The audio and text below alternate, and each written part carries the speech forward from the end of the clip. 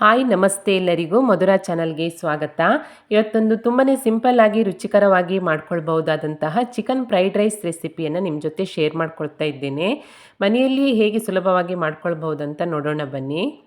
ಮೊದಲಿಗೆ ನಾನಿಲ್ಲಿ 2 ಗ್ಲಾಸ್ ಆಗುವಷ್ಟು ಅನ್ನವನ್ನು ಮಾಡಿಬಿಟ್ಟು ಒಂದು ಪಾತ್ರೆಗೆ ಸೇರಿಸ್ಕೊಂಡು ತಣ್ಣಗಾಗಲಿಕ್ಕೆ ಸೈಡಲ್ಲಿ ಇಟ್ಕೊಂಡಿದ್ದೇನೆ.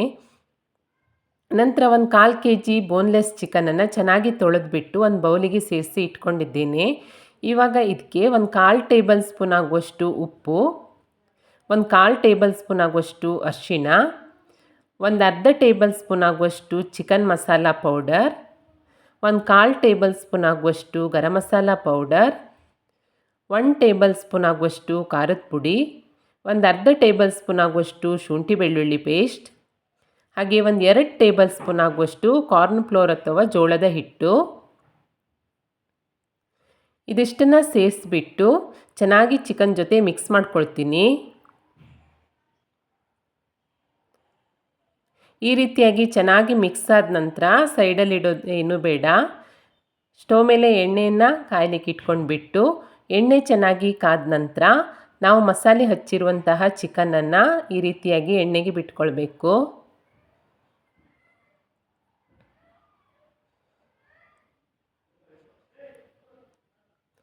ನಂತರ ಚಿಕನ್ ಚೆನ್ನಾಗಿ ಬೇಯೋ ತನಕ ಇದನ್ನು ಚೆನ್ನಾಗಿ ಫ್ರೈ ಮಾಡ್ಕೊಂಡ್ಬಿಟ್ಟು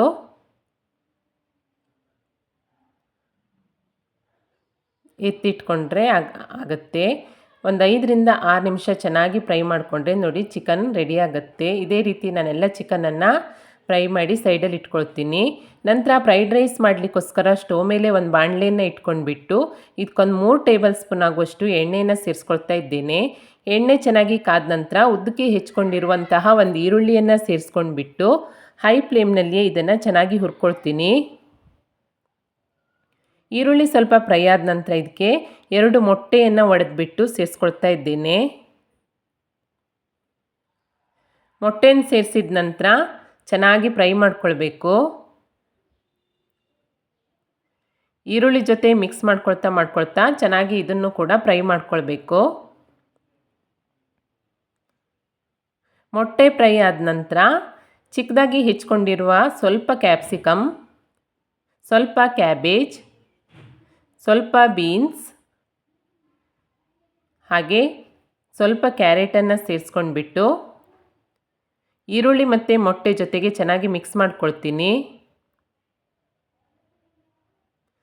ನಂತರ ಇದಕ್ಕೆ ಚಿಕ್ಕದಾಗಿ ಹೆಚ್ಕೊಂಡಿರುವಂತಹ ಒಂದು ಅರ್ಧ ಟೊಮೆಟೊ, ಸ್ವಲ್ಪ ಕರಿಬೇವಿನ ಸೊಪ್ಪು, ರುಚಿಗೆ ತಕ್ಕಷ್ಟು ಉಪ್ಪನ್ನು ಸೇರಿಸ್ಕೊಂಡ್ಬಿಟ್ಟು ಒಂದು 3 ನಿಮಿಷ ಮೀಡಿಯಮ್ ಫ್ಲೇಮ್ನಲ್ಲಿ ಈ ತರಕಾರಿಗಳೆಲ್ಲವೂ ಚೆನ್ನಾಗಿ ಬೇಯೋ ತನಕ ತರಕಾರಿ ಎಲ್ಲವನ್ನು ಚೆನ್ನಾಗಿ ಹುರ್ಕೊಳ್ತಾ ಇದ್ದೀನಿ.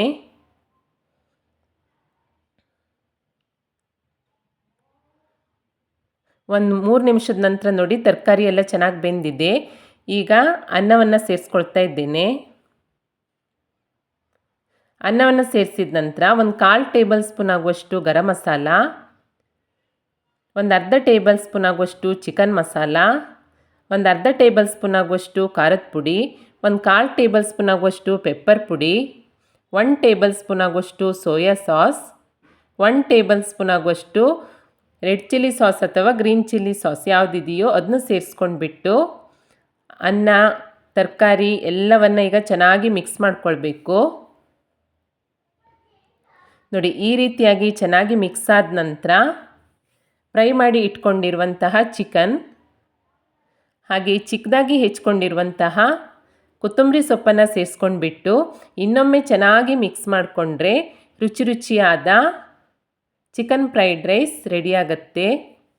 ರೋಡ್ ಸೈಡಲ್ಲಿ ಮಾಡ್ತಾರಲ್ಲ ಅದೇ ರೀತಿಯಾಗಿರುತ್ತೆ. ಅವರು ಫುಡ್ ಕಲರ್ ಮತ್ತು ಟೇಸ್ಟಿಂಗ್ ಪೌಡರನ್ನು ಸೇರಿಸ್ತಾರೆ.